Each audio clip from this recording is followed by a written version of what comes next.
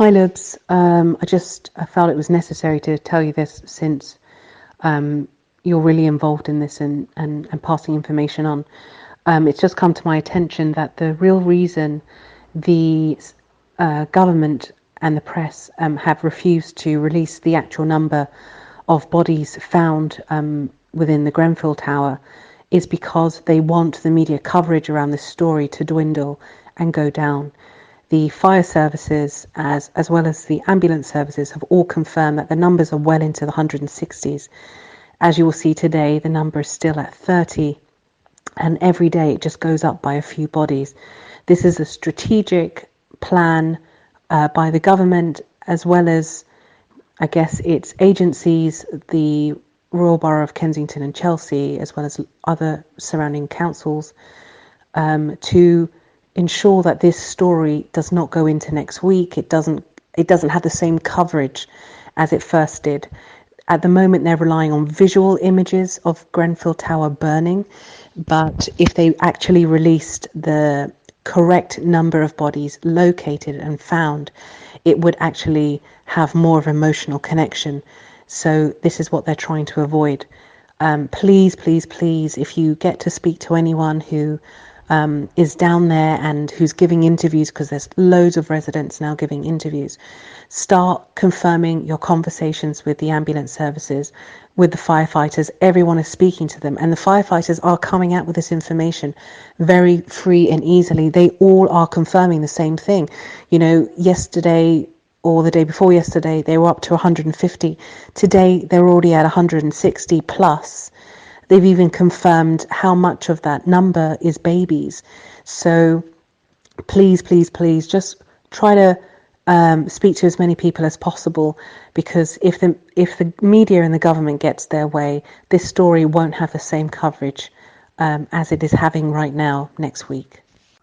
Hello everyone, this is Nick from New York, and this is Politics for Dummies. I'm joined by a bunch of dummies right now. First off, my co-host, Billy Body. How you doing? You right? I'm doing good, man. I feel like I'm constantly on the show. I feel like I'm doing shows and my life is taking breaks. There you go, man. That's how I feel today. I'm recording 4 shows today. It's fucking bananas. Yeah. It's like, oh Nick, can I just take a break to live my life for a little bit and come back and do a podcast? I was at a restaurant a little while ago and I was like, oh, this is what the real world is like again. I forgot. Right. I'm also joined on the line from the man down under, Captain Boomerang, Greig Tansley. Hello, good to be back. Greg, would that be considered stereotyping if I call you Captain Boomerang? No, that's good. I'm good with it. Yeah. Yeah. Guess what? I bought a boomerang from Toys R Us this morning. Does it work? Yeah, it's pretty good. It's a noise and everything. Nice. Greg, did the Aborigines really kill people with boomerangs? Is that like a real thing? They definitely killed like animals with them.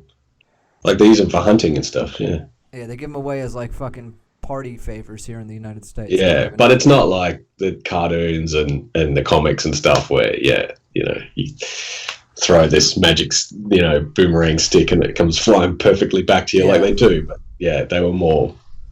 Yeah. I mean, that movie Road Warrior, when the fucking boomerang gets embedded in the guy's head, changed my outlook on boomerangs forever. Wait, did you kill your Aborigines or did the British kill them? The British. I thought so. Yeah, but Greg, you're descended from the British, aren't you? Yeah. Yeah. So my dad's English. Yeah. It's the same thing, Billy. Yeah, my dad's born in England. I find that so funny when people complain and they're like, "Oh, people come over here and they take over our country and they don't embrace our culture and they don't eat our food." And I think that is embracing our culture. That's exactly what the British people do. They go in, they take over. That's British history completely. Like they're just literally copying exactly what we did. I mean, that's the entire world. All the sort of right-wing people down here now are like, oh, the boat people are coming in from here and there, and it's not good. And then all the indigenous people here are like, yeah, tell us about it. we had to put up with all this shit for 200 years. Yeah. And it was the British that went everywhere and went to all these places anyway and went, we are Great Britain. We are Great Britain. Come and look at You're Great subjects. You are subjects of the King of England. Pay us your taxes. Well, Eddie Izzard has that whole comedy sketch about how basically Britain took over the world by using flags. Like, if you don't have a flag, you're not a country. So we plant our flag, and now it's ours. Well, look what the United States did. We landed on the fucking moon.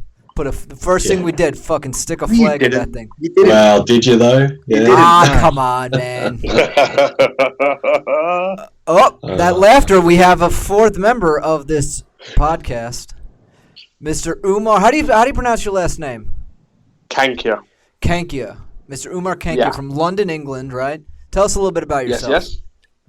Well, I'm 32 years old. I am a solicitor, or for the American listeners out there, I'm a lawyer specializing in mental health law, and also starting to do a bit of childcare as well.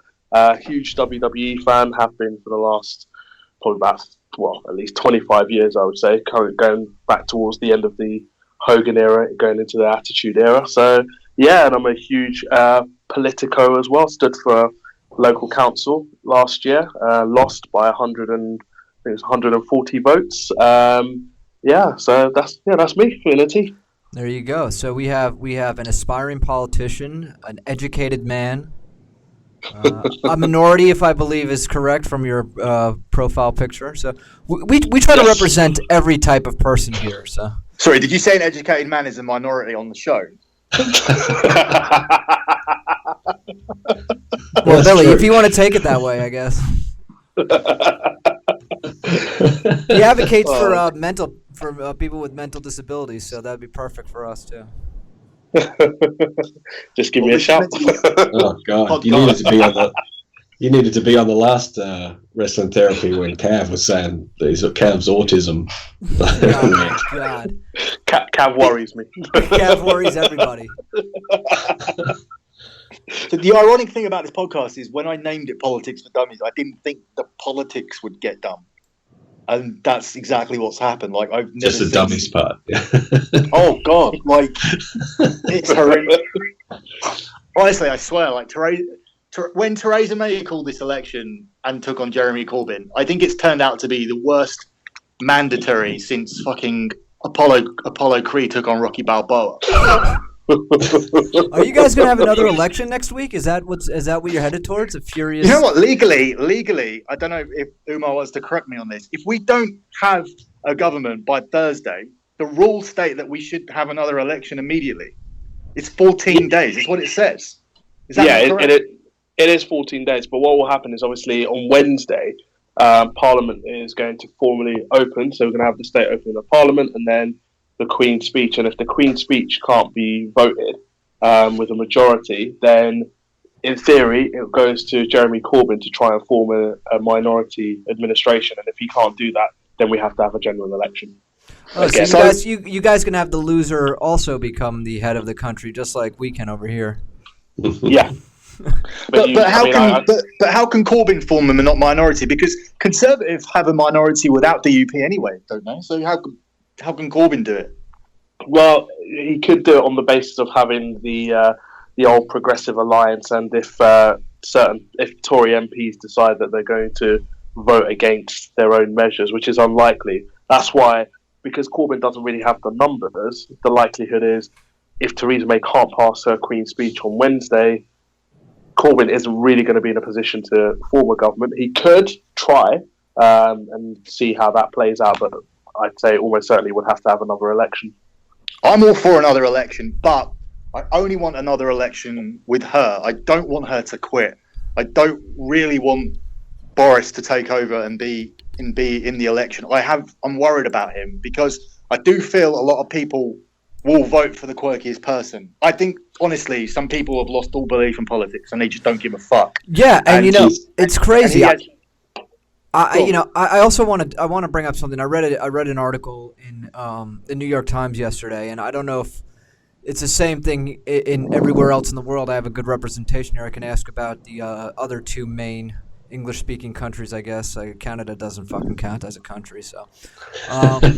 Yeah, fuck them. Yeah, fuck Canada. That's what they get for being next to America. Mexico's way cooler than Canada, but anyway. So I was reading today that the acrimony between the Republicans and the Democrats on the two sides has never been higher except for basically the Civil War, and that there's actual hatred on both sides. They don't get along at all. There's no compromise, and both sides hate each other. And the only reason most people are Republican is because they hate Democrats, and the only reason most people are Democrats is because they hate Republicans. Why do you think politics has fractured so far that they can't even compromise? Isn't that the idea behind a democracy, that we get some kind of compromise? But at this point, they don't even want to be in the same fucking room with each other. I think we've got to a point where it's become so divisive, and I think over here in the UK, in the last 3 or 4 years, with the whole Brexit issue, I think it's really brought out certain things in people. So kind of the issue around immigration. So people have used Brexit as a way to kind of push forward the immigration agenda, for example. And I think where people have probably suppressed a lot of feelings towards certain issues over the years, suddenly we're now living in a society where, especially with social media, you can pretty much say what you want to say and get away with it, and no one really is going to challenge it. And I think now, it used to be your racist uncle at the dinner table. The only people who heard him were the people at the dinner table. Now he has a fucking Facebook account. He finds every other racist in the neighborhood. Exactly. And they all create a group together. It's called Britain First. Yes. Unfortunately. Well, I don't know if that's going to work with America First, Billy. We might have to have a conversation about that. You Britain, have a look what Britain First is. Okay, I will. It's a joke. On Facebook, yeah. I mean, Greg, do you know? Vaguely, yeah. It sounds like we're our One Nation party down here, which is yeah. That sounds, just hearing what it's called sounds like you should be on the right track. Yeah. But I mean, I don't know how you describe. I mean, I guess Umar's the best person to say. Like, just a brief synopsis of Britain First. What would you say? It's basically, I would say, it's a bunch of right-wing nut jobs who have got it into their heads that Muslims are there to go around killing people and quoting certain parts of the Quran which actually don't exist, or twisting things for their own views. And basically, what they do is they're pretty much just going around into areas where there's higher Muslim populations and trying to enter into mosques, even though now they can't do that because the courts have handed a banning order to them that if they do go into any mosque anywhere in this country, they will go to prison for it. And they basically just trying to drive people out, and that's their whole agenda. And isn't that the same agenda as ISIS? Isn't that to try to drive a wedge between the West and the Muslim world and try to create acrimony? I mean, that's basically what ISIS is. Their whole mission is to try to create a giant conflict between the East and the West and start the end times. I mean, they're an apocalyptic cult. And the other question is the Britain First or England? What are they? The British Britain First? Yeah, Britain First. Yeah. Are they mostly right-wing Christians, or is that not a thing? I don't even know if they would term themselves to be Christians. They're right-wing, mainly white, and I'm just trying to think how would I best describe? I think it's just people that are trying to latch on to this ideal of we need to claim our country back because white supremacy, it's gone to the dogs. Yeah, basically. It is almost like white supremacy, but they haven't really. It's funny when people say we need to get our country back. From where? I don't understand. Where has it gone? It's still here. But ethnic minorities still are, as the term says, a minority. Right. So people are coming into the country. People are trying to integrate themselves into society, and in fact, we should be encouraging people to do more of that. And the world is a much better place. But unfortunately, they don't see it that way. They have a very twisted view of what they think Islam is, based on the unfortunate things that have happened over the last, obviously, the last few months, but previously to that with 9/11 and the last 20 years, basically. Yeah, so I mean, they've got a very twisted ideal about what that means. But a lot of times, these are people that are they're not really working. They're claiming benefits most of the time. You tend to find. And they're just there, just trying to blow smoke up their own asses, and nobody really listens. And whenever there's a Britain First march or the English Defence League, the EDL, whenever they're out in force, you tend to find thousands more are coming out protesting against them. So they are really quite redundant. Well, as you mentioned 9/11, I just want to touch on something quickly.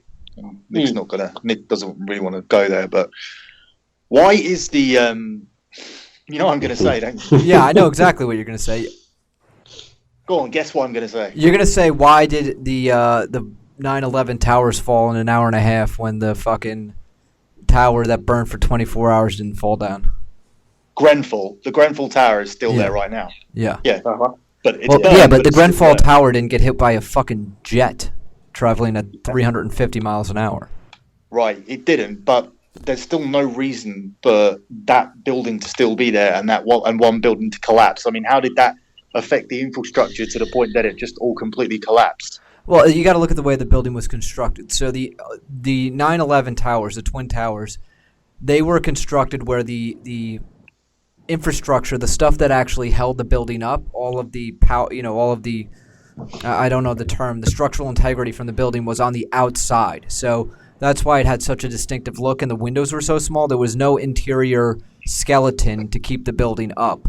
So when you had a plane fly into it, around a third of the exoskeleton that held the building up was destroyed, and then the rest of it was burning with jet fuel, which burns at 1,000 degrees, which is enough to melt steel. So when that happens and a third of the building at the top loses its structural integrity and starts to collapse, it's going to take the rest of the building down with it. I mean, if you just look at the way it was constructed, that's why it happened. But the Grenfell Towers are still there. Right, but they're not constructed the same way, and they didn't have a plane fly into them on the 100th. How do you know about this construction? Floor. Did you read up on this already? Yeah, absolutely. I'm still not buying it. Okay, it makes sense in theory, but the way it went down, and a lot of the conspiracy theories around it anyway. Right. And even if you're right, that would take some kind of insider knowledge to know that they could take the whole building down by hitting it there. Jesus, dude, if I flew a plane into a building, I would think I was taking the building down, to be honest. No. Absolutely. A fucking plane? At 400 miles an hour? Come on, that's not the assumption. It's not the assumption. If you fly something into a building, the whole building's going to fall down. I've never seen that in a superhero film.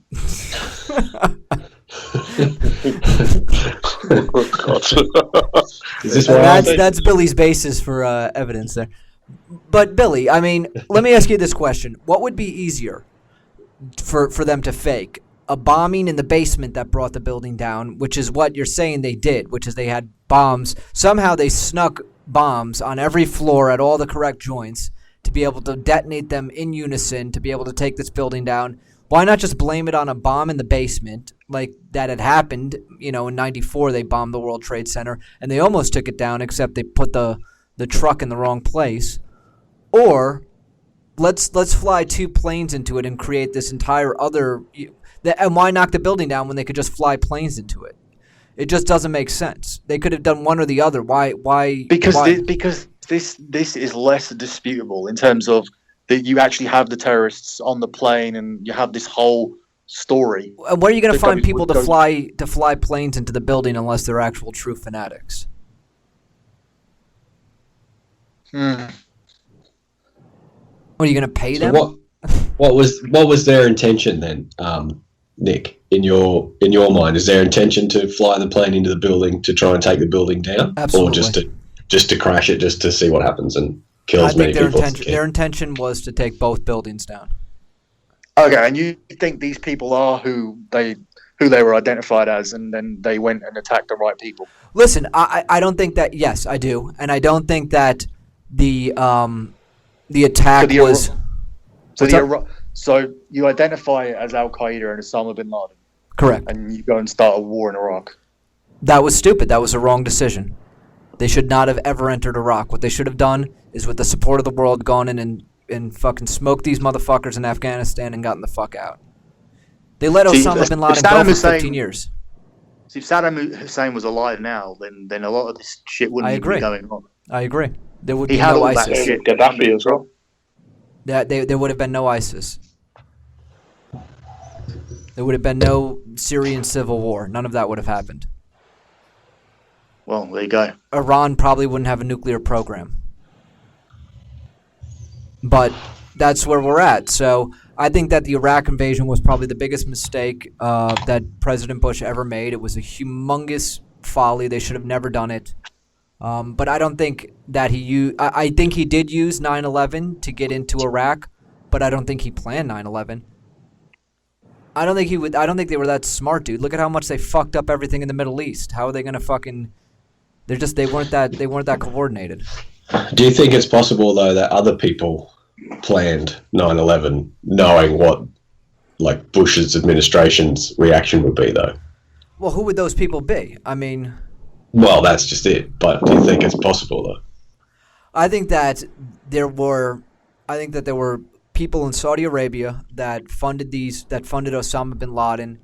I think that there were a lot of people that we ostensibly talk about as allies. I think Saudi Arabia is a really bad place. I think that we shouldn't be doing business with a kingdom. Like, we're about democracy, and this is a straight up kingdom, with an absolute ruler. And I think that there were a lot of people who were sympathetic to Osama bin Laden and his whole cause and gave him money and funded him.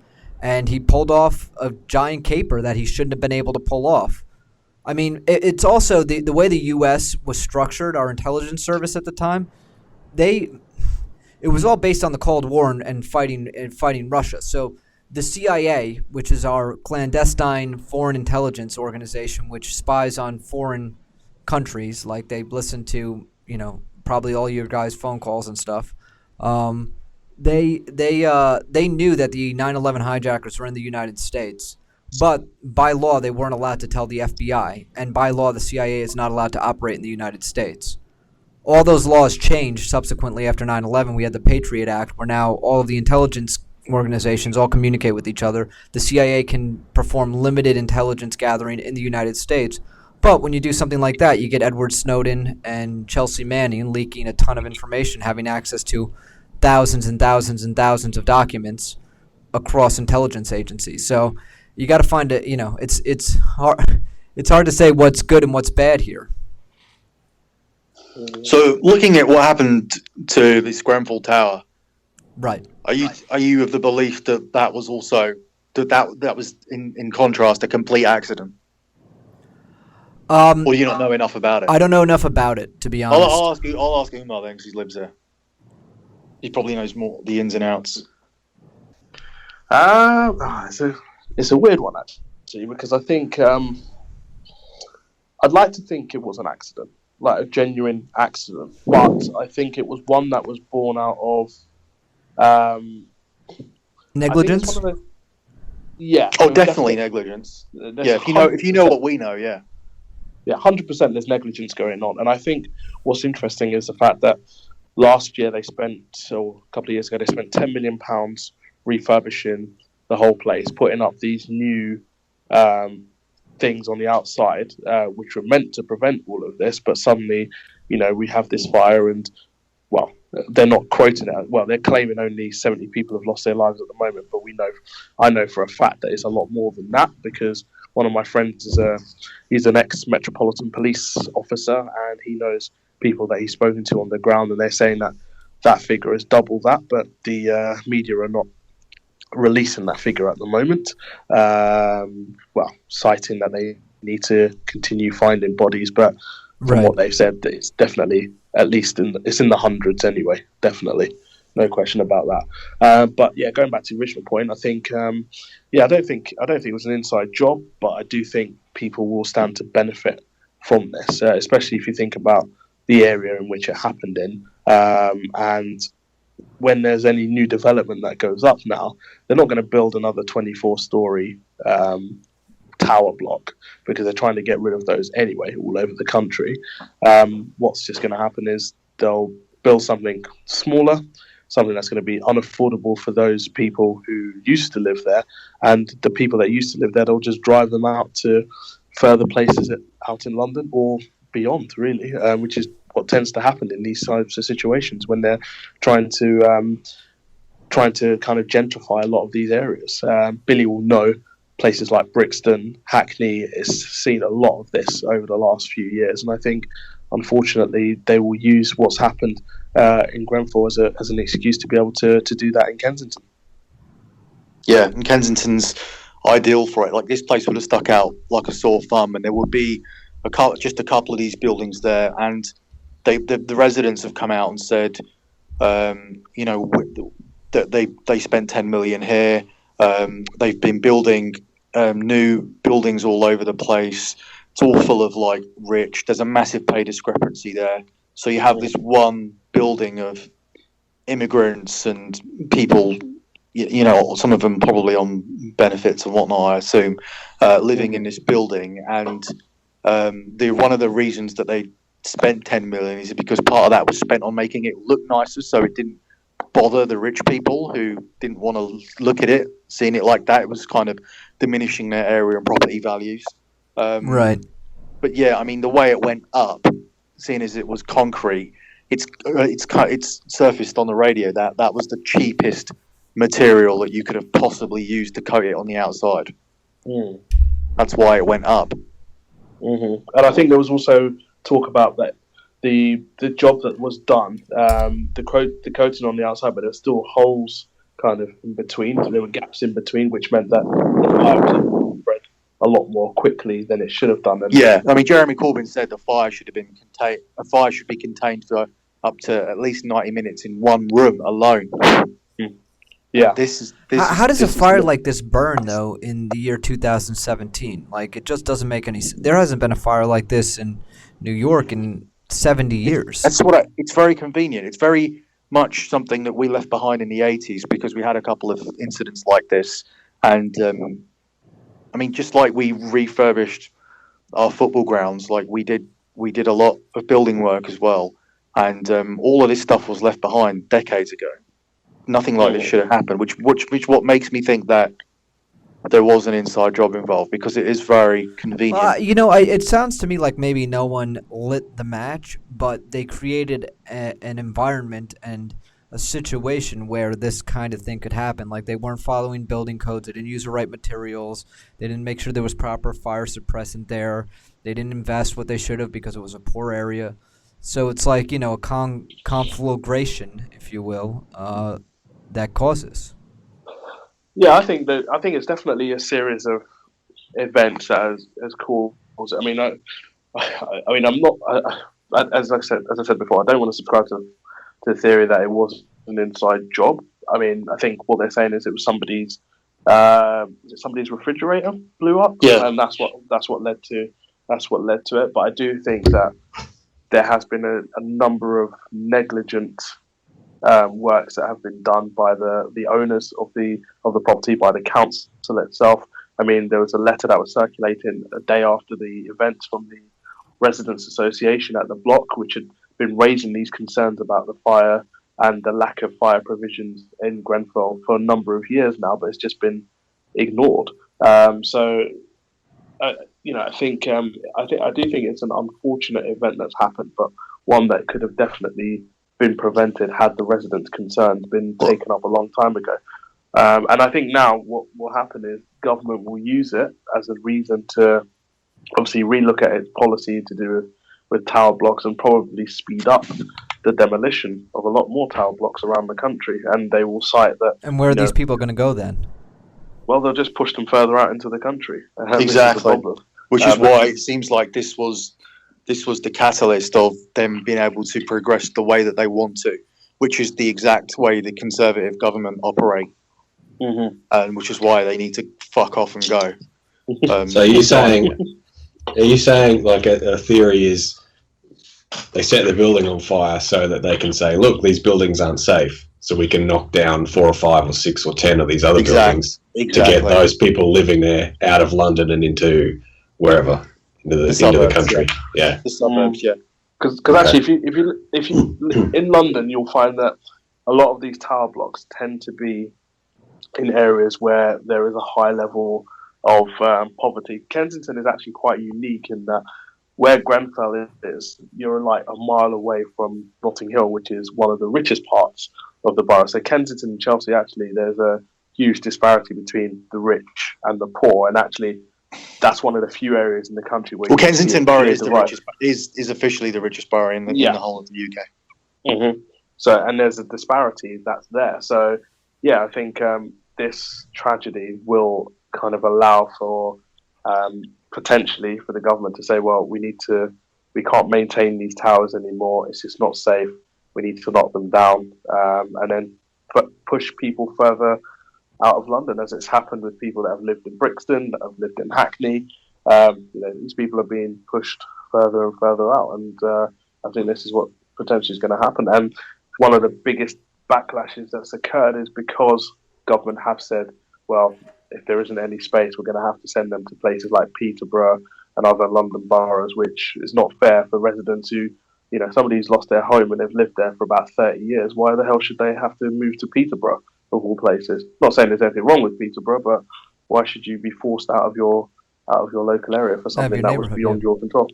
Before we bring this round to how things were done afterwards, as far as the politicians go, in comparing Corbyn and May and where we sit with May at the moment, because I'm even going to bring Greig on this, because obviously Greig's all the way in Australia, and even he texted the other day saying May has got to go, and that's coming from an Australian. So I just want to pick up on that point, but I just want to read this post for 1 second. It just literally came to my attention just now. So this girl on my Facebook's written, feeling shocked beyond belief, I went to Grenfell Tower today to help out in any way I could.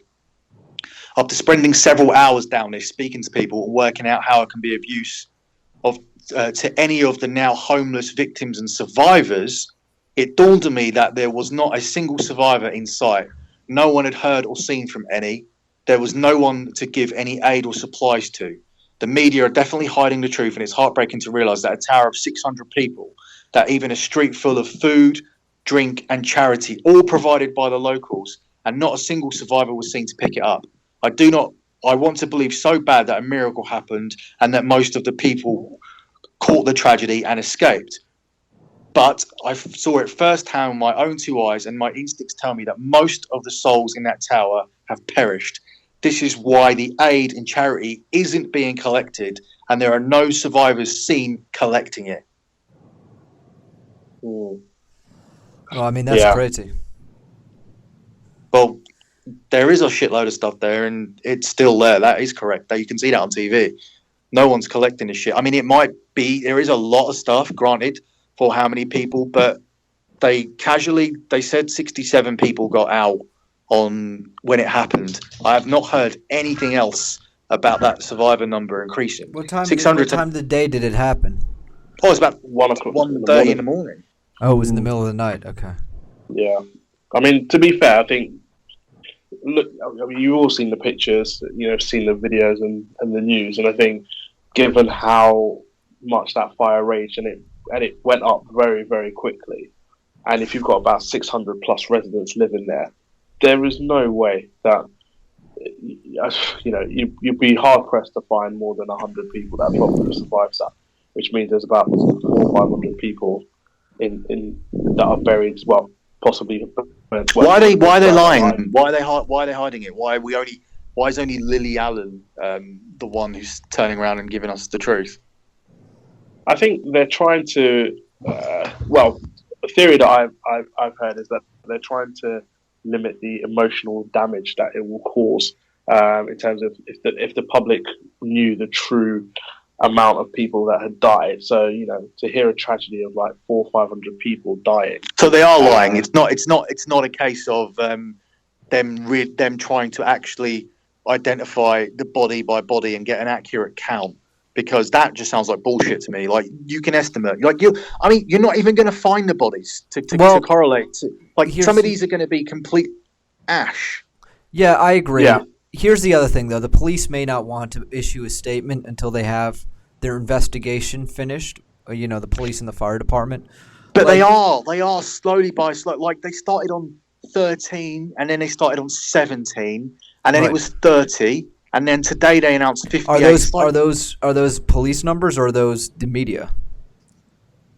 There's a police and fire brigade the police numbers. But I know like I said, I was saying before, I don't know if you called it before it cut out, but one of my friends, he's a former police officer, and he's got a lot of friends and contacts on the ground there and who are police officers and fire brigade. And one thing he said to me was, in these types of situations, once the building is not burning anymore, what they tend to do is they will go in and they will count bodies and they will tell their officer or commander in charge, this is how many people we have found that have perished, this is the number, and it's kind of verified. And that's why this number that's going into the hundreds is starting to be leaked out more, because if you were to ask members of the fire brigade or the ambulance service or the police service, they will say, yes, this is the number, but they're restricted. And I have a feeling part of that is probably government officials are saying you're not to release this information. And there's ways and means of making sure that this information doesn't get out there. I mean, straight away. Let's just look at, like, I don't want to be like too morbid here, but I mean, what's the situation here is that the fire broke out on like level 4, right? So it goes from 4 up to 24. That's 20 floors of people that are most probably dead. I mean, what's the situation here? Like, if you're sitting in your room, like, what kills you here? I mean, do you... Smoke inhalation. Smoke. I'd like to, hopefully it is smoke inhalation. Like, it's not going to... You don't even wake up. You just die in your sleep from breathing smoke. And you just burn to death. Like, well, you're dead already by the time the fire reaches you, but the smoke reaches you first. That's why they say in most fires it's the inhalation of smoke that kills you as opposed to the fire itself. Okay.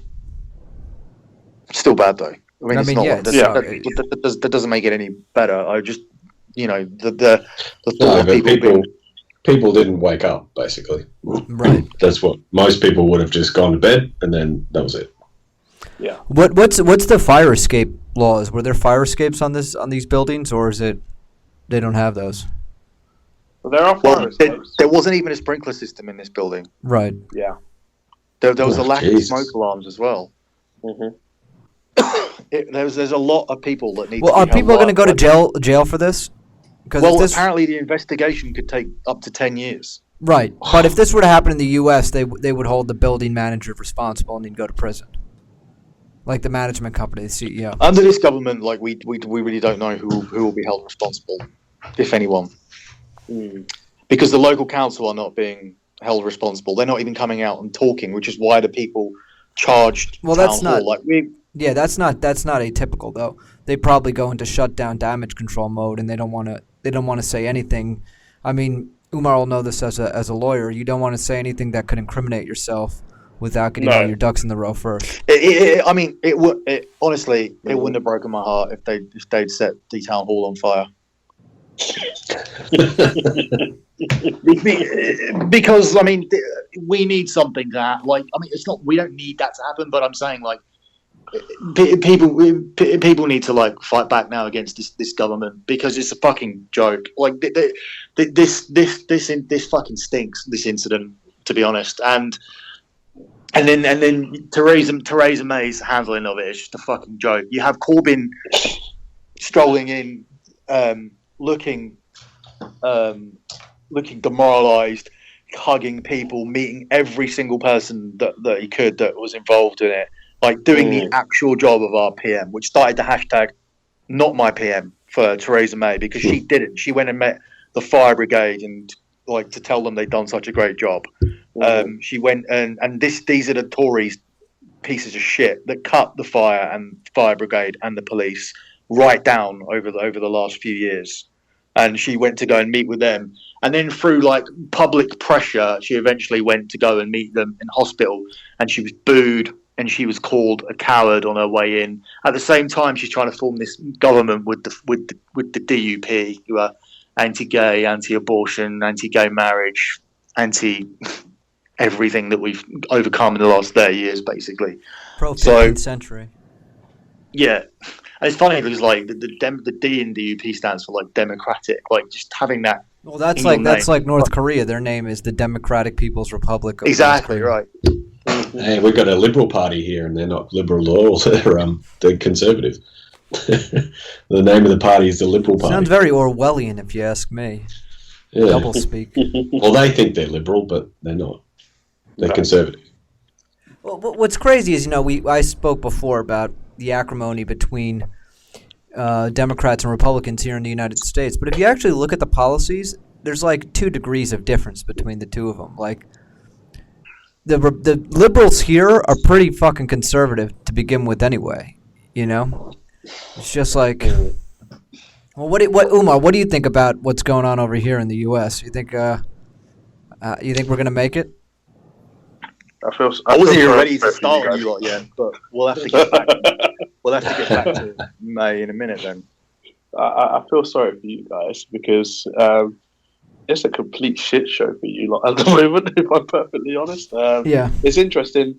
I mean, we've got our own shit going on at the moment, and we're dealing with our own turmoils. But watching what's going on with you, it's a complete joke. I mean, I'm just waiting for when Trump is potentially going to be impeached, because I don't see him surviving the full term. If he does, I don't see him being given the nomination again. Yeah, it's just a complete. But is it shocking to you to see American politics get like this? Like, I'm sure you've had somewhat, you're aware of. But didn't we all see this coming when he was elected? This was what he was going to do. Right. Well, we thought maybe he would, like, the weight of the job would fall on him and he would begin to grow up a little bit, but apparently not. No, I mean, I think it was never going to be the case. And, I've read a lot of psychiatrists, for example, and psychologists have said that he's somebody that would be deemed to possibly have narcissistic personality, like, his personality disorder, narcissistic complex. Right. I think for me, what was interesting was seeing how America went from 8 years of Barack Obama, the first black president, to offered all this hope, to kind of doing a complete 180. Well, it's not the other side. The problem is that it was the backlash from Barack Obama. So there was a group of people who felt so offended by Barack Obama's presidency, and we didn't have that charismatic leader on the Democrat side. I mean, Hillary Clinton was as fucking charismatic as wet laundry, and does she not go running through fields of wheat? No, she does not. No, running through Bill's panty drawer. Yeah, I'm sorry. and the other side, who were so offended by Barack Obama's presidency, they were motivated to get their guy in. So I feel like that it was a backlash to Barack Obama, if that makes sense. Like, it's not the same people that vote for Obama. I think similarities between May and Hillary Clinton's campaigns. I think May ran a terrible campaign, and it's just got worse and worse since. I mean, she did it all on, the premise that it was going to be strong and stable, and it was anything but. And now we've come out of it. I mean, the week after couldn't have gone any worse. I mean, it literally could not have gone any worse. She's being booed, heckled, called a coward. People are marching down to Parliament. Like, well, maybe honestly, this is good for Corbyn if they have another election. I honestly think we're in a better position than you, because now we actually do have that uprising, and where you've gone the opposite way to Obama, we go the opposite way to these conservatives. We're going to have a great prime minister, like, that could be the envy of the world almost, because this guy has his name chanted by people. Like, that's just unheard of.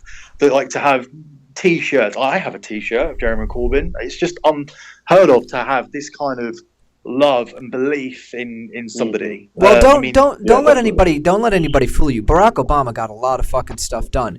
He did, he got children of immigrants. He gave them, working papers and allowed them to stay in the country. He got. But is your media covering this Corbyn stuff? Because not even. No, we're too busy. We're too busy. This is the thing. This is the thing. Our media isn't really covering it either, and we're having to find out about it on social media and stuff, because our media is anti-Corbyn, because obviously there's going to be that tax hike and everything for the corporates, and I don't know if that's the whole reason, unless Umar can find any other reason that there is for why they're so anti-Corbyn and why they're not covering so much of the good stuff that he does. I feel that this week there is it's just undeniable. They can't get away. How from much it. of the They would media be- does they would- Murdoch own? How much of the media does Murdoch own over there? It's not really about that though. It's all them. It's Murdoch and the rest of the media as well. Everybody sees Corbyn as a threat to them, but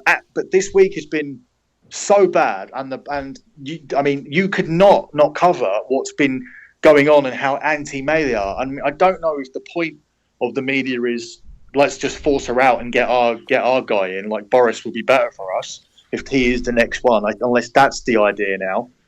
Be it, but I mean, for me, you say that though, Billy. Sorry to cut in, but I've noticed a bit of a shift change, actually, a sea of change with the newspapers. Because if you pick up a lot of the papers since the Grenfell tragedy, actually, a lot of them have been turning on her. And she did an interview last night on the BBC on a program called Newsnight, and one of the reporter, Emily, I don't know her surname, but she really took her to task about her. Yeah, I saw that, but what I'm saying to you is that maybe the media would prefer her to be out because they know she can't win another election. But Boris kind of has that idiotness about him, or that kind of that personality where he's Trump-like, where he could win people over. Not a lot of Corbyn's voters, but enough of them, yeah. Enough to turn this into a majority and go over that 326 or form a coalition. No, I don't think there's a coalition there, to be honest. But just maybe Boris could do it for them, just because people don't want another hung parliament, and he might be able to do it. I mean, if he goes up in debates with Jeremy Corbyn and does all that TV stuff, he's going to get destroyed. But if they put in Michael Gove or Amber Rudd, then they will definitely lose as well. They don't have the personalities to hang there. They have all the dislikability that Theresa May does. So the only one I'm worried about is Boris. I don't know if you would share that concern at all, or whether you think that he's just a clown that lose as well. I think he has his stock has dwindled massively. In the last 12 months, with that Brexit, with that NHS promise from Brexit, and he's been fingered for this thing as well, because he was the one that made the cuts.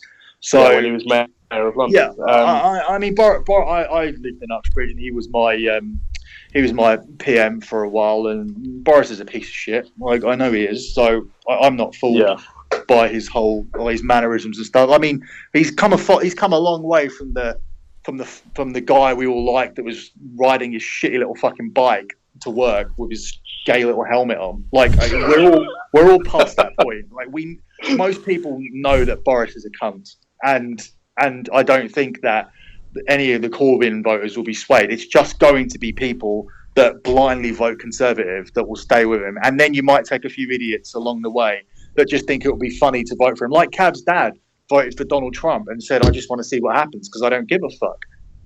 Right. I think you'll always get people that will come out and vote for, like, say, Boris Johnson, who might not have voted for May just because, like, May's a woman as well. So you're always going to get that sort of element. What are you getting over there? Because you're the one that said to me, May needs to go. So what did you see? What did you hear? What are you seeing about Jeremy Corbyn?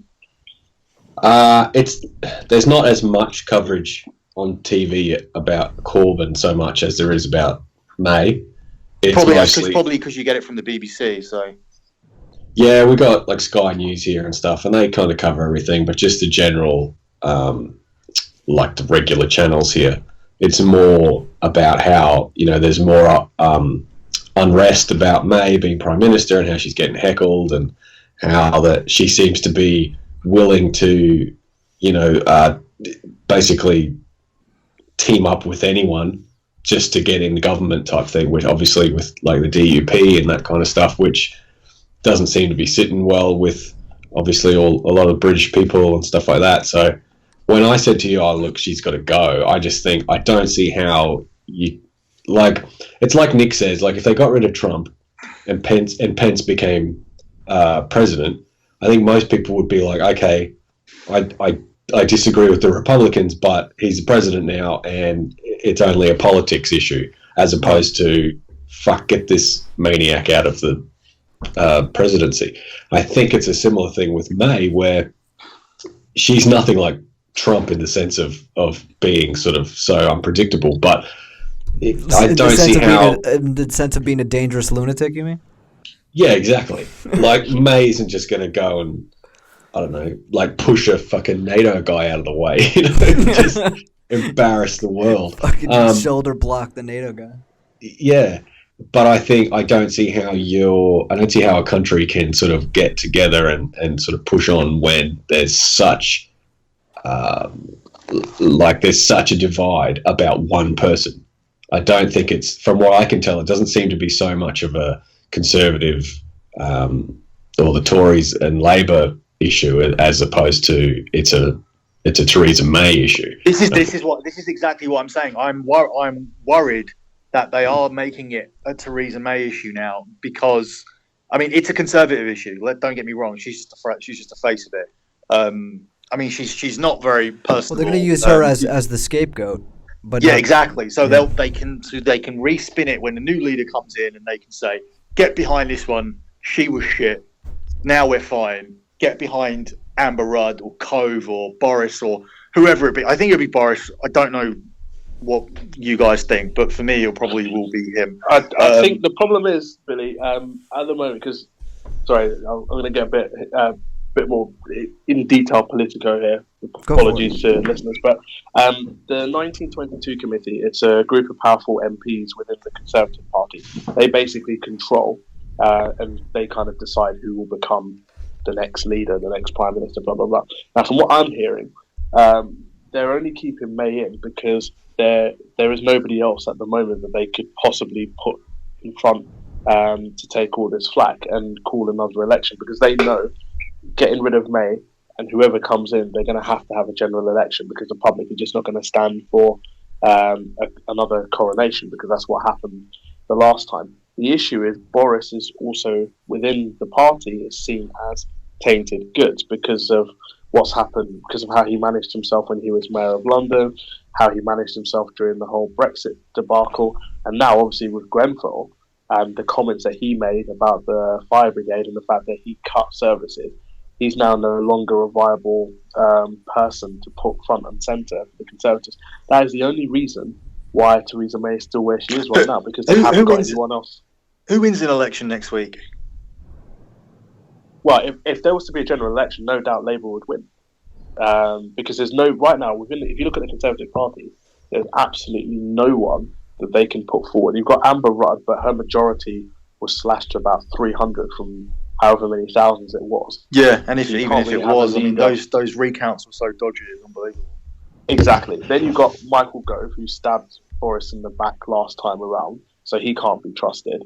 Damien Green, who's now Deputy Prime Minister, but no one really knows anything about him. And then everyone else, you know, Ian Duncan Smith and David Davis, the Brexit Secretary, they're nobodies, really. So they haven't got anyone that has the verve that will be able to take on Jeremy Corbyn. If it was 2 years ago, when it was Ed Miliband in charge of the Labour Party, they could have put anybody in there, really. And who just deciphers who, if a general election happens or not? I mean, Theresa May called this general election, but who has the right? Let's play really dumb here and say, I mean, I honestly, well, it's not playing dumb. I genuinely don't know the process of an election, because it's supposed to come around when it comes around, and yeah, you didn't really see 5 years calling them. So how do we get them? Basically, what happened was in 2010, when the Conservatives came into power with the Lib Dems, they created the Parliament Act, which meant that Parliament now had a fixed term of 5 years, and within that, it sorted out the provision of what is needed to call a general election. So there's different ways in which an election can be called. Normally, if there's a vote of no confidence, that's called against the government of the day, or if 2/3 of Parliament vote to have an election called. So what happened was when Theresa May announced the election back in April, although she announced it still needed to go through Parliament. So Parliament, 2/3 of Parliament still needed to approve that by voting to say, yes, we'll have an election. In theory, we should just be having fixed 5-year terms now. So similar to where it is everywhere else in the world, where you only have an election every 4 or every 5 years. That's right. What it was meant to be. But because of 3. Well, there you go. But here, obviously, but here, for some reason, she felt that having a 17-person majority wasn't enough to push through her Brexit agenda. Now she's gone and created this complete shit show, which has left us with a hung parliament, her trying to do deals with the DUP. She's got dissent within her own party, because the Conservatives have always been split when it comes to the issue of Europe, and have been for a number of years. And there's a hardcore group of MPs within the party that are anti-Europe. There are a hardcore group of MPs that are pro-Europe. And really, this whole thing has been it's been a Tory party issue that has suddenly exploded into the mainstream. So how do we get this election then? Because everybody's saying the most likely thing is to get the election, but we're not going to get 2/3 of Parliament saying we're going to get an election, because if Conservative feel they're going to lose, they're not going to call an election, and their MPs are not going to vote for an election. So how do we get the election? Well, what will happen is, if the Queen's speech cannot be voted through, which is basically the government's agenda for the year, or as it's going to be now for the next 2 years, because they've said that they need 2 years to be able to push Brexit through. If that doesn't pass with the majority, then it will then go to Jeremy Corbyn as the leader of the second largest party to then try and form a government, and then for them to put an alternative Queen's speech. If that doesn't get passed through, then we're going to have to. Then Parliament has to dissolve, because you can't have a situation where government can't govern and Parliament can't pass laws. So we will then have to have another election, and at that point, obviously, Theresa May. So Conservative. What's the lawmaking procedure in Parliament? How do you write a law, and how is it passed, and what kind of vote do you need? So normally you'd have bills that are prepared by MPs. So I don't know, let's say individual MPs or committees. Yeah, it'll be usually it's either individuals or committees. So they'll create a bill. So it will go through the green paper phase, which is basically just goes through Parliament. This is what we want to do. Then you've got the white paper, which is usually the legislation, how it's going to look in its entirety, and then Parliament will vote on it. And then if it passes with a majority, then it goes up to our second chamber, which is the House of Lords. And then if the House of Lords pass it, then it goes on to the third stage, which is getting royal assent, and then the Queen will rubber stamp it, and then it will become law. So that's does the Queen have the ability so she can have the ability to veto a law? She could do, but in practice she never will, because the Queen's really there. It's more of a figurehead. Yeah, it's a figurehead. So how do you get into the House of Lords? How do you get elected to that? It's an unelected chamber, which is another, which is a whole other kettle of fish in itself. So usually it's either through people who've inherited a life peerage, for example, or a title. So somebody who's got millions of pounds, and they're a lord or whatever, and they've inherited it, and it just passes through. Or government of the day will kind of announce peerages, so people will be made a lord or a dame, and then they're able to sit in the House of Lords. So usually. And how big is how many people are there? How many people are in that chamber? At the moment, I think it's over. I know it's definitely over 700 members of the House of Lords at the moment, and it's usually stacked up with people. Here we go. So I'm just having a quick look for it. It's 798 members of the House of Lords at the moment. And are they a rubber stamp legislature, or do they actually change policy? No, they can actually change policy. So they can force the government. So if a legislation comes through and they have a look at it and they say we don't like the look of it, or we don't like the look of this provision, they can vote it down. And then if that happens, it then gets sent back to the House of Commons, which is where all the MPs sit, and then they will have to rejig it and vote on it again, and then send it back to the House of Lords and make any necessary amendments. So that's why this whole issue of Brexit, for example, is not as straightforward as Theresa May is making it sound.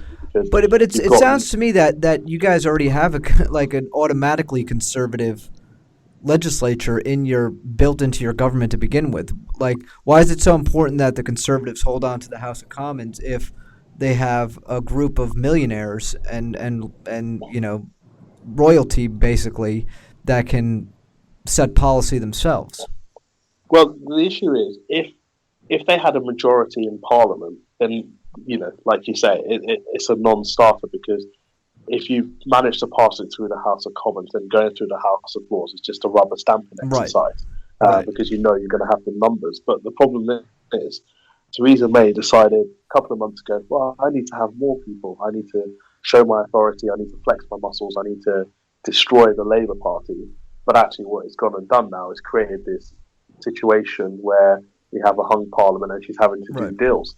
The issue is, had she not done this, then we probably would have ended up with a hard Brexit, as she's been pushing for, and she would have been able to get all her laws through very easily, as it stands right now. But what's to stop the So what's to stop if the Labour Party does get in to prevent Brexit to begin with? I mean, my understanding was that the vote was not a binding vote. The Labour Party aren't trying to stop. They're not trying to stop Brexit. They're not trying to stop Brexit. Okay. No, they want to push for a softer Brexit. So they want to make sure that we we've got access to the single market and the customs union stays as it is. So it's kind of trying to maintain some elements. Trying to have your cake and eat it too. Yeah, pretty much. Yeah. But can I ask just quickly? Sorry, Billy. Can I just ask just quickly, with your setup over there with your political parties and things like that? If Theresa May, for instance, doesn't resign and she's like, no, I'm not going anywhere, can the Conservative Party get together and vote her out like they do here? I mean, if they declare no confidence in their leader, obviously that's an internal thing, because although she's Prime Minister, she's also leader of the Conservative Party. So if the party decide they've got no confidence in her, then they can vote. They can have a leadership election. That's exactly what happened to Margaret Thatcher back in 1990. So, and usually because you're leader and you're Prime Minister, you can't stay on as Prime Minister if your party is saying they don't want you as leader. So that's when both resignations tend to go hand in hand. It's the same. Conservatives, it's the same thing. So if they turn around and say we don't want you anymore, then she's going to have to resign, because I've never known a leader to not be leader of their party but still maintain being Prime Minister. So for example, like Boris Johnson could, let's just say he goes around, behind closed doors, and he feels that he's got the more people with him. He can then call for a leadership vote essentially, and every member of the Conservative Party votes, and then if he gets more than May, then he'll become leader of the Conservative Party, which means he'd be Prime Minister, right? Yeah, my understanding would be it needs 15% of the parliamentary Conservative Party, so that's the 15% of the 313 MPs that they have. So 47 MPs would need to have a vote, sign a letter to say we've got no confidence in Theresa May anymore. Right. We want to call an election. So if Boris is able to get 47 MPs, which sounds like a lot, but actually that doesn't seem like a lot to me. No, well, but in the context of what's going on at the moment, you'd probably get more than that if you wanted to. Then they could effectively call a leadership election. But the problem is they're not going to do that because we've just come out of having a general election. So they are of the view that if they were to go down that route now, they would probably lose to Corbyn and the Labour Party, and their support would dwindle, and then they'll end up back in the wilderness. So look, if we get back onto that, so Conservatives are not going to call an election, obviously.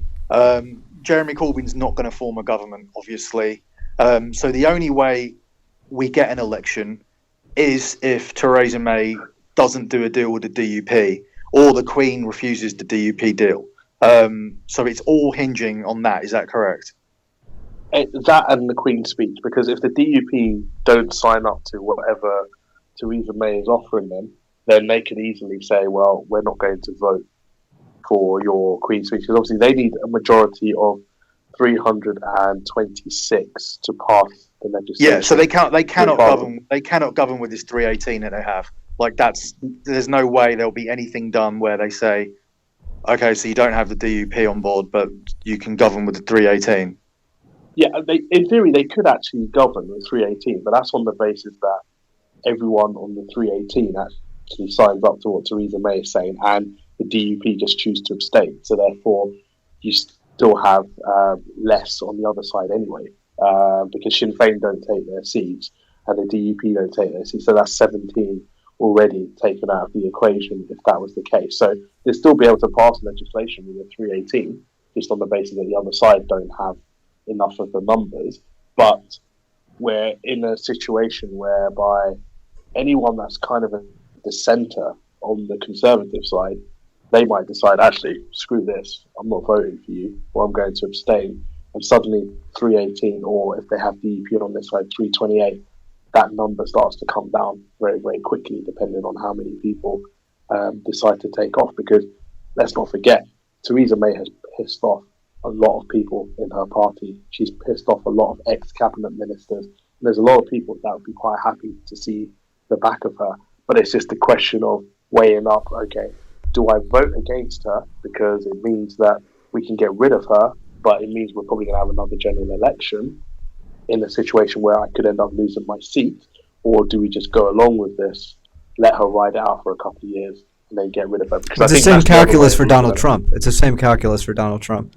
Do we turn what's going to be politically more harmful? Do we turn on him as Republicans, or do we just try to work with him and push our agenda through while we have all three, the two houses in the presidency? Yeah, and I think that's potentially what could happen over here, because I think they might be able to get the Conservatives and the DUP in line to say, listen, you know what, let's just work on this. Let's get Brexit through, and then you guys do whatever you want. I'll resign after that. Because I have a feeling she's probably made that offer of, let's get Brexit through. Right. But are they going to get Brexit through? Because I cannot see them getting anything they want in this negotiation. Like, what they're not going to get what they want out of it. This hard Brexit is doomed to fail. Everybody can see that. No, hard Brexit's dead. That's not going to happen anymore. There's no way. And her hand is weakened anyway, because everyone can see she's weak. Everyone can see she's being propped up now by her party, and she's only there because the party are letting her be there, as opposed to her ruling the roost. Because even last week when she had her cabinet reshuffle, it wasn't really a reshuffle. She got rid of one person. She brought back Michael Gove because she's scared of him now. So she's got no power whatsoever in that party anymore. She's a lame duck prime minister. But I could potentially see a situation whereby she's saying to them, well, give me 2 years, then we get Brexit through, and then I'm going to go. And then that'll be it. And then you guys can do whatever the hell you want to do.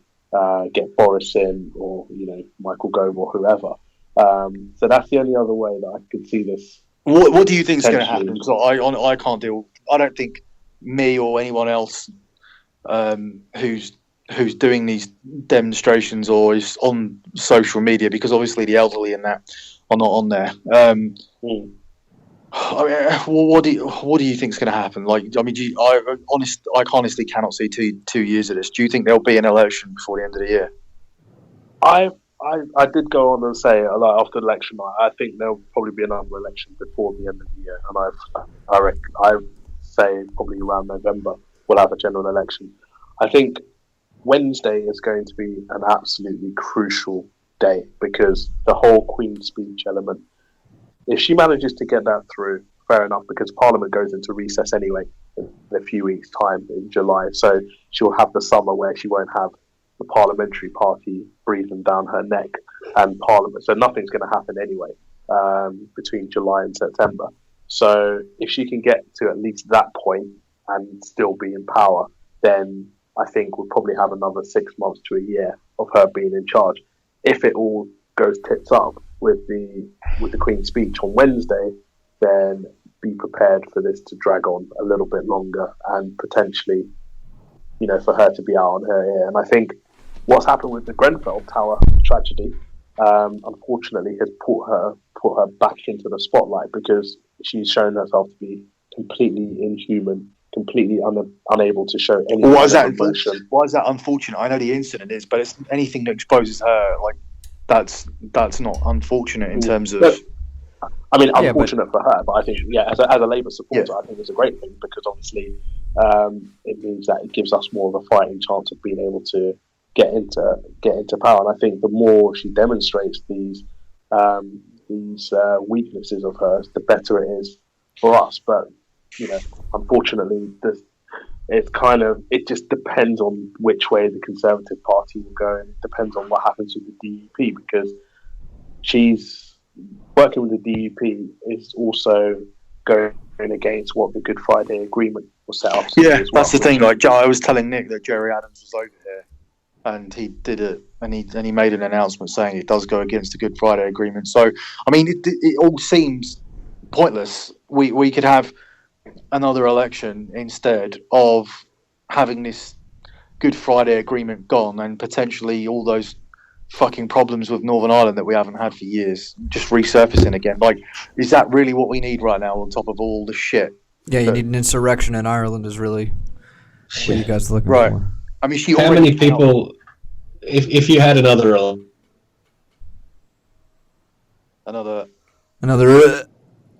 I think he was going to say if you had another election. That's why I'm trying to work out what he was going to say. If you had another election, how many people would maybe change your vote? I don't know. Hello? Yeah, Greg, what were you going to say? Sorry. If you had another election, right, how many people do you think that voted for the Conservative Party in this election won't vote for them again, knowing that they're willing to team up with the DUP? I said you guessed what he was going to say. That was you guessed his question right. How many people do I think? Do you think many people would go, look, I voted for the Conservative Party, but I'm not going to vote for them again if they're going to team up with the DUP? It depends. I think much more people would, but it needs to be in the right constituencies. Corbyn actually only lost this election by 2,700 votes. He lost a few seats by margins of around 300.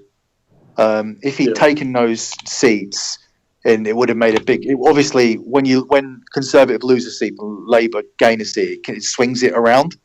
And also, in addition to that, Corbyn has the coalitions if he wants them. Definitely with the SNP. So, yeah, it makes a big difference if they happen in the right places. Do you think it's a good thing that you guys can have these elections so frequently? That's what I mean. We don't. When I was growing up, we didn't have this. Like this is a new thing. Like I've only learned in the last few years that this can even happen, because generally the election came around at regularly set times. Like when I was growing up, I knew what year the election was going to be. It wasn't like we cannot have another presidential election until 2020, no matter what happens. But I mean, the weird thing was with your one is that I looked at the odds, and it was odds on that he was going to leave, and like a week later, he's 3-1 to go in 2017. So, and I said to you, what happened this week? And you said, oh, it just got worse for him. But the other thing that happened was actually, I was looking at it, and I thought about what you said. Jeff Sessions did a good job in front of Congress. That might be why they're calculating that things are a little bit different. However, it's come out that the special prosecutor is definitely investigating him for obstruction of justice. Now the question is whether or not the president can actually, whether he can be guilty of obstruction of justice, whether it's even possible for the president to commit that crime. It's unclear constitutionally. So this might go to the Supreme Court to decide whether or not the president is capable of committing obstruction of justice. So there's a lot of questions about it right now. Oh, that Ivanka presidency is just getting further away, though. That's not going to happen. Yeah, dude. Never. Did you hear the last one where we were saying how she's probably, when there was all that uproar about her sitting in on the meetings, and we thought that she's probably the brains anyway? Yeah, she's the best person to be in on the meetings. Well, yeah, she's probably the one person that said, if she said, hey, calm down, Dad, he might sort of step back a little bit. So it's probably not a bad thing that she's there, but I mean, he wants. He would fuck her if he could. Oh yeah, of course he would. Didn't he say he would if he was something about like, oh, if she wasn't my daughter, I'd probably be dating her anyway, or something like that. He did say that. Yeah. I'm not. This isn't far fetched. I'm literally think he would fuck her if he could. Is that a weird millionaire thing? Because Vince McMahon's exactly the same. And they're best friends. I don't know. And they said that on the Pritchard show, where we're going to do the Eric Bischoff episode next, where he had Eric Bischoff dress up as Vince McMahon for Halloween and then have him kiss Stephanie and have her boobs out. Like that, the symbolism was Vince's kissing her, wasn't it? Yeah. Mm-hmm. And she ended up like, at first she's like, oh no, but then she sort of gets turned on by it and ends up going with it. It's like, that's some weird shit. Vince and Donald, if you guys are listening, I'll definitely kiss your daughters for you if you want me to. If you need something to do it, I'll let you know what it's like. The situation with him is just a matter of when he goes in the next 2 years, isn't it? I mean, he's not going to be there. He's not going to be up in 2020, is he? I don't think so. I don't think he'll make it, to be honest. And I don't know if that's a good thing or a bad thing. I don't know if it's a good thing to have a president leave office. I think that's incredibly harmful to the country. Do you think he's a danger in any way, in terms of where obviously we get all these comparisons? Like, I mean, I watched this is funny because I watched a program on him on Netflix. It was a parody of his book. It was done by the guys, one of the guys who did Happy Days. Yeah, I know exactly what you're talking about. Ron Howard. Yeah, that's it, Ron Howard. Yeah. Ron Howard did a parody program. I watched that on Netflix. And then it said, if you watch this, you may also like 3 programs about Hitler. But I mean, I watched a couple, actually. Well, because they were right.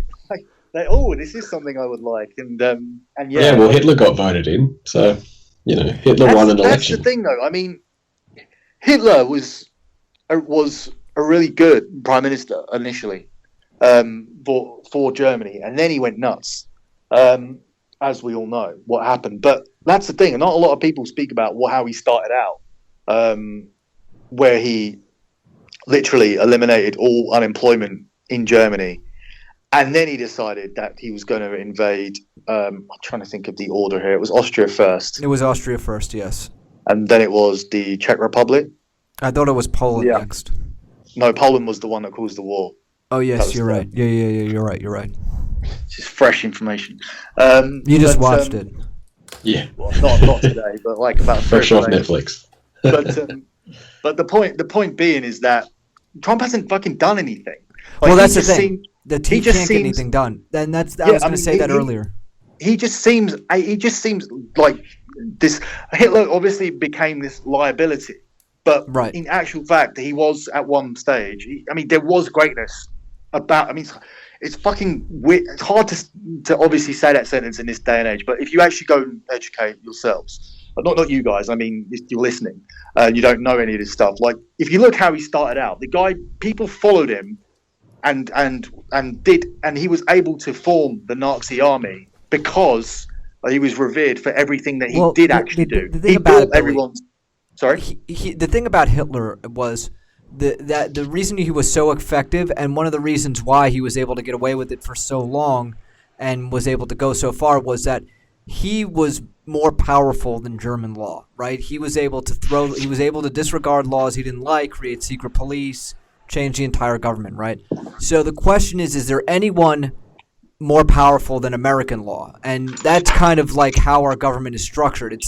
We're not ruled by politicians or individuals. We're ruled by laws, and specifically the Constitution. So this is all really a test for the Constitution to see whether or not anyone can damage the American government enough to a point where they could be dangerous. I don't think that that's the case. I think that, and that's one of the reasons Donald Trump hasn't been able to get anything done. Even though he has a majority in the House of Representatives and the Senate, and he's obviously a Republican in the White House, he hasn't been able to overturn any of Obama's major policies. They weren't able to pass health care. They weren't able to pass immigration reform. They weren't able to do anything because it's just he doesn't understand law and he doesn't understand how to work the American political system, and he thinks he can be the CEO of America, and that just doesn't work. You know what I mean? Yeah, he seems to think that he has, like you said, CEO powers of, well, I'm 51%, I own 51% of the shares, which means what I say goes. And then it's like, no, that doesn't work like that. But I think Hitler would have been great with a Twitter account, though. Back in the day. Billy with the hot takes. Honestly. I think there's money in it. Tweets by Hitler. Yeah, I don't know if that would work. I don't think Twitter would approve would that work. account. I know, but I don't think there would be a big fucking uproar and Twitter would take the account down, I think. Uproar on Twitter. Very quickly. Really? Someone needs a Twitter account, Trump or Hitler, and just put a quote out there. Oh, and you can that's Greek. That's a fucking choose good idea. Whether it's which one? Who said it? Who said it first? Yeah. Trump or Hitler? Yeah. But yeah, but there is. But my point is that there are differences here because one is just a bumbling idiot who hasn't got anything done, and Hitler kind of built that trust of everybody where he became a danger, and he was more dangerous because he had so many people on side. I mean, that Nazi army had 2 million people in it. Yeah. Well, that's how he ended unemployment. He put everybody in the military. Yeah. And in the end, towards the end of it, you had those Hitler youths. Yeah. Hitler. They believed in him until the last year. It was only like the last couple of months where they're like, one of the last pieces of footage is Hitler pinning medals onto Hitler Youth before he capped himself. Well, there's still people in the world that are devoted to that whole Nazi regime. Not just your standard white supremacist asshole, hillbilly hick type. It's there are actual Nazis in the world like that. Yeah. Let's run it as a political party again. It's like, I mean, I didn't have a lot of problem with the stuff that he did. It is just the Jew thing that is the big one. And the gypsies and the Catholics and the white supremacy and all that. I mean, his whole manifesto was based on racism. I mean, right. German superiority, Aryan superiority. It was all based on racism. So, other than that, he was a great guy. But I mean, Austria and the first place he took over, they didn't really seem to have much problem with it. It was kind of like because they were Germans. It's a homecoming. One of ours is taking over Germany, so you should rightfully take us over too. So that was the perception of that one. Right. But it was but prior to that, he did announce that the Jews would become second-class citizens immediately, which is no different to what Trump's doing. In fact, apart from the fact that Trump actually, if he could, he would say Muslims are now second-class citizens. Would he not? If he could actually do it. Yes, but he can't. He can't do it. Right, that's another big difference. That's another massive difference as well. It's what you said, where it comes down to not being able to override the laws. And I mean, he's pushing it to see what he can get away with. But absolutely. But the first thing he did was the travel ban, and that has been overturned by the courts because it was deemed against the law. It was unconstitutional. You couldn't ban travel from Muslim majority nations based on religion. And even though they wrote the law to try to avoid that, his statements were used as evidence against him, and they were able to throw that out. And they said, "You can't do it. Sorry, Donald." Well, let's play fantasy booker here because, obviously, we run some wrestling podcasts on this network too. Right. Now, obviously, you don't have general elections, and you have to have it when you have it. But if you could have it, like we could have it, and you could call one now, and it was Trump against Bernie Sanders tomorrow. Right. Would the Trump vote stay? Like, what did he get? 52 million people. He got a lot of fucking people. He lost the popular vote, but he won the majority of states. He won the state. Yeah, he won the majority of states. So he lost by 3 million actual popular vote, but he won the majority of states. The question is whether the important states like Michigan, Pennsylvania, all those Rust Belt states would vote for him again. Already. Yeah. What do you think? So right now his approval rating is 36%, and it's never dipped below that really, and that seems to be the core of Donald Trump supporters.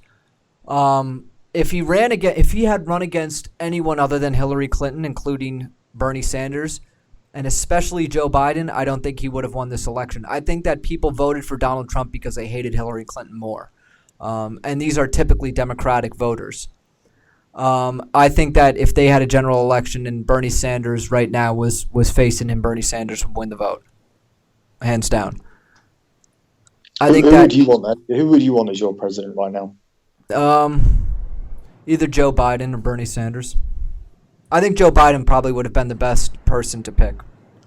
Why? Because Bernie Sanders might die in the term. Well, Joe Biden's just as old as he is, but Joe Biden is a pretty pragmatic guy. He's got all of the things that people liked about Trump, which is, the off-the-cuff kind of attitude, the relatableness, the ability to say what's on his mind, kind of the unfiltered aspects of Trump.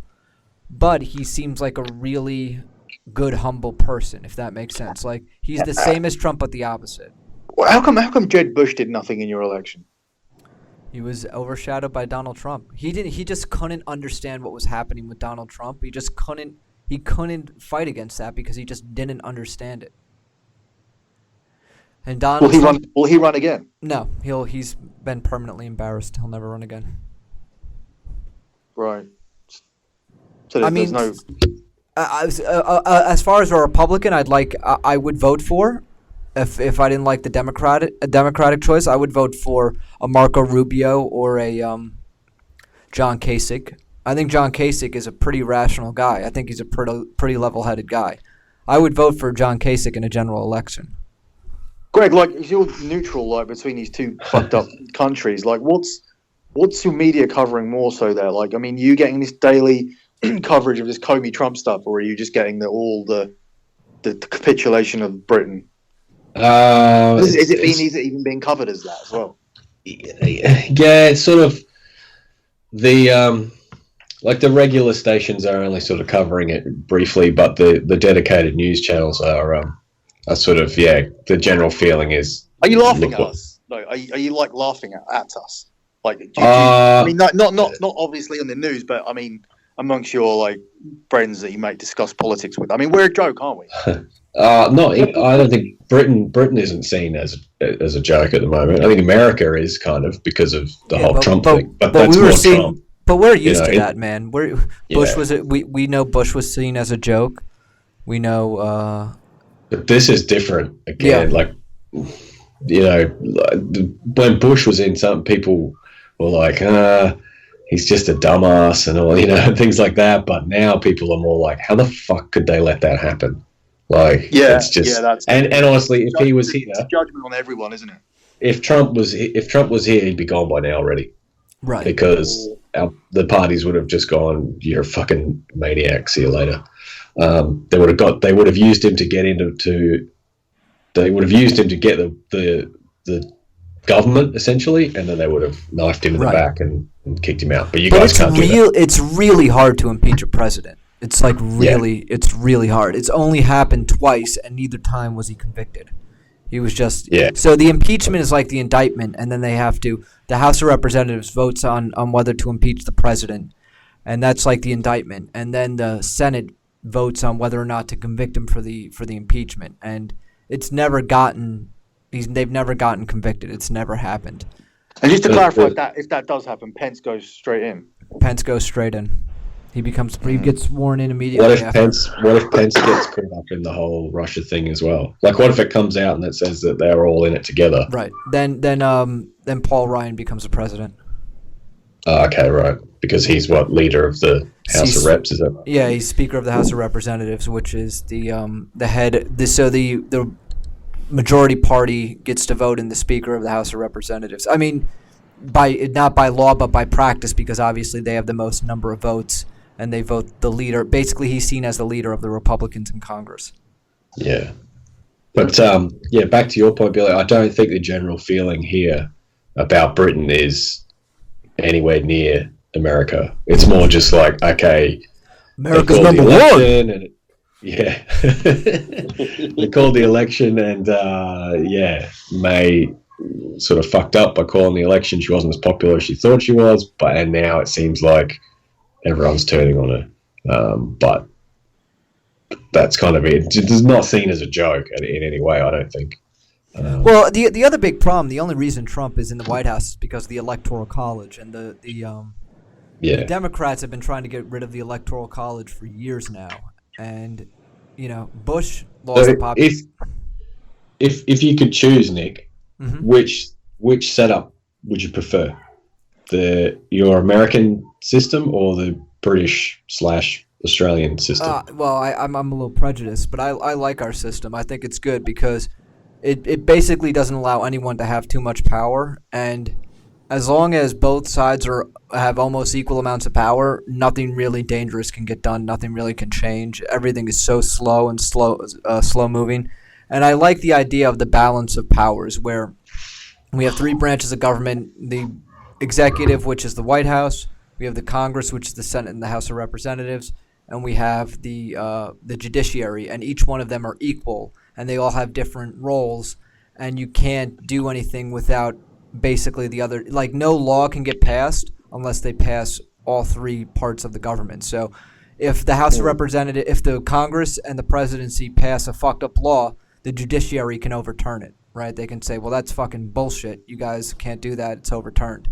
If Congress writes a law that you say, so Obama during his last, most of during 6 years of his presidency, he had a Republican Congress, and everything that the Congress passed, he vetoed and said, that's not a law, that's not a law, that's not a law, that's not a law.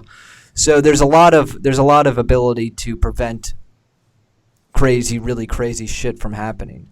And I think that that's important. Plus, when it comes down to it, all the states have their own fucking set of laws, and the states and the federal government are constantly suing each other. Constantly. There's always cases of New York versus the United States of America, or Kansas versus California. And it's like all this stuff gets hashed out. And I think it works in some odd, strange, crazy way. So I was just having a look at the Sunday newspapers and the headlines coming out of the right-wing press, as it were, and they're saying that apparently conservative grassroots are telling Theresa May she's got 10 days to sort herself out, or they're going to get rid of her. It's quite interesting to see. Sorry, I just thought I'd throw that no doubt, absolutely. What we were saying earlier on. Absolutely. Yeah, it seems as if the grassroots have had enough and they want to get rid. She's got 10 days to fix it. I think I'm honestly not sure she makes it to the next political podcast we do. Right. If she's here at the end of next week, I will be very, very surprised myself. I mean, I'm surprised she's lasted this long, but I think this plus the elections, she's just bloody useless. She's unfit to lead as a prime minister. She's got no authority whatsoever. She has no business leading our country anymore, and she needs to go. It's as simple as that, as far as I'm concerned. And I don't see how she can ever truly recover from what has been a shit show with her calling the election, and now with her response with what's happened in Grenfell. And people forget she was Home Secretary for 7 years before this. So you would have thought that she was fully prepared and being able to deal with these kind of issues and knowing how to respond and have empathy and everything that you need from a leader, but she doesn't. And unfortunately, it's time for her to go. But I think if there is a leadership election, I think we're in for a turbulent July then, because the shit will hit the fan, and almost certainly, I think my prediction of a November general election will come to fruition, because by the time Parliament goes off, any leadership contest will take a couple of months anyway with the Conservatives. So we're looking at probably around September before they are crowned. So then they'll probably have to call another election, and that will take place in November, if my calculations are correct. Well, one thing I want to say before we close out here is that we haven't really talked about it at all, but there was a shooting of members of Congress in the United States last week, where Bernie Sanders, one of Bernie Sanders' actual campaign workers, drove to Washington, D.C. and shot at a bunch of Republican congressmen trying to assassinate them. And while that's a terrible tragedy and something that shouldn't happen, it has seemed to have softened things a little bit here, and some of the rhetoric has seemed to tone down. And hopefully that will be the breaking point, and things will start to reverse themselves, because it's gotten to the point of where it's just ridiculous with between the rhetoric between the left and the right. And I don't know if it's as bad for you guys where people are ready to start shooting each other, but it had gotten that bad here, and hopefully things are starting to cool down. I think for us, from a British perspective, I think in a way with the Grenfell disaster that's happened, I think it has kind of slowly united both sides. And when I say not on, I think obviously from a Labour perspective, they will always respond in a certain way. But I think there's certain Conservatives that have been coming out and kind of siding along, kind of going along with the Labour narrative. And I think that coupled with Theresa May being really weak, it's kind of softened things in terms of how divided the country is in some senses, because everyone is united in saying that this is wrong, things need to be done and things need to change. But I think in a way, this is, I always say that any leader is judged on not the successes that they have when they're in power, but how they handle tragedy. There's an article I read the other day that's saying that the Grenfell Tower tragedy was Theresa May's Hurricane Katrina moment. And we all know what happened when George W. Bush was president, and that happened, and the response and how slow it was there. So I think she's a dead woman walking, as far as I'm concerned, because there's no way you can kind of recover from any of this. But yeah, I think that's probably helped to soften things a little bit in terms of the two sides, but not necessarily for her. And she's kind of had an open goal to show that she is actually a caring person and actually wants to reform. The ability to humanize herself. Yeah, and I'm even reading, initially, I think the housing minister said that all people will be housed within as close to the Grenfell Towers as possible.